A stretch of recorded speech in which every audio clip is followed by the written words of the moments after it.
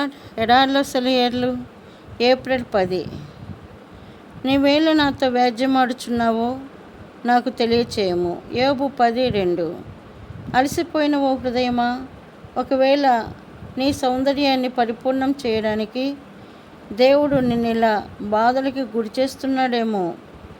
నీలోని కొన్ని అందాలు శ్రమల్లో కానీ బయటికి తెలియనివి ఉన్నాయి.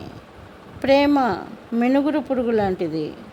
చుట్టూ చీకటి అలుముకున్నప్పుడే తప్ప దాని వెలుగు బయటికి కనబడదు. నిరీక్షణ అనేది మినుకుమనే తారలాంటిది. సమృద్ధిగా ఉన్న పరిస్థితుల్లో పగటి వేళ సూర్యకాంతిలో అది కనబడదు.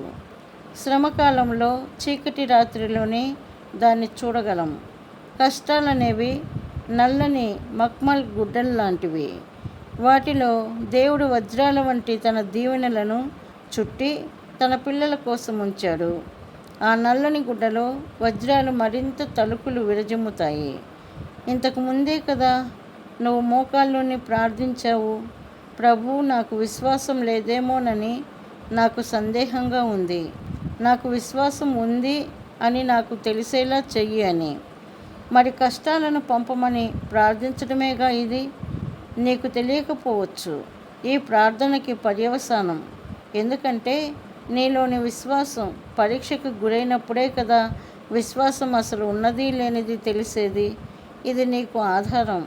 మనలోని సులక్షణాలు వెలుగులోకి రప్పించడం కోసం దేవుడు మనపైకి శ్రమలను పంపుతుంటాడు.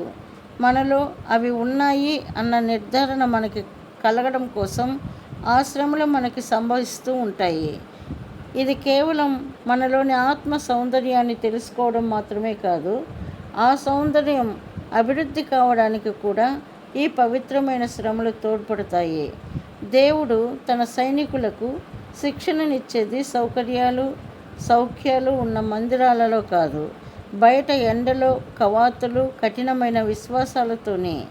ఆయన వాళ్ళని సెలయేళ్ళు కడ్డం పడి నడవమంటాడు, నదుల్ని ఈదమంటాడు, కొండలెక్కమంటాడు, వీపు మీద బోలెడంత బరువుతో మైళ్ళ తరబడి నడిపిస్తాడు. క్రైస్తవుడా, నువ్వు అనుభవిస్తున్న శ్రమలకు కారణం ఇదే.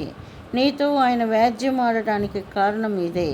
సైతాను మిమ్మల్ని కదిలించకుండా ఉంటే అది ఆశీర్వాదం అనుకోవడానికి వీలు లేదు.